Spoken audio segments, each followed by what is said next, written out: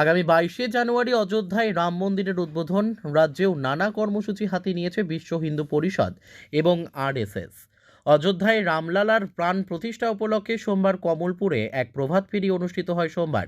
এদিন রাম, লক্ষ্মণ, সীতা, বজরংবলী সহ সুসজ্জিত র্যালিটি কমলপুরের রাম ঠাকুর আশ্রমের সামনে থেকে শুরু হয়ে কালীবাড়ি পর্যন্ত পথ পরিক্রমা করে।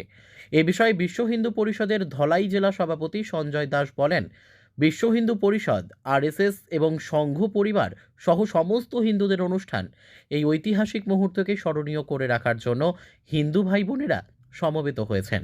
তিনি আরও জানান, 22শে জানুয়ারি বিভিন্ন মঠ মন্দিরে চলবে কীর্তন, চলবে রামনাম জপ এবং সন্ধ্যায় প্রত্যেক হিন্দু বাড়িতে করা হবে প্রদীপ প্রজ্বলন।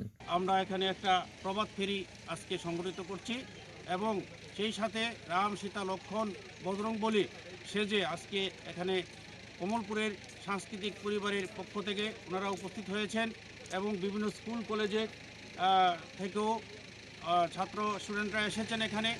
এই ঐতিহাসিক মুহূর্তকে স্মরণীয় করে রাখার জন্য আমরা বিশ্ব হিন্দু পরিষদ, আরএসএস, আমাদের ছাত্র সংগঠন এবিভিপি এবং একল যে একলে যারা আছেন তারা এবং সবাই এক কথায় সংঘ পরিবারের সবারই প্রোগ্রাম এই প্রোগ্রামটা এবং সারা bureau report, news daily Bharat.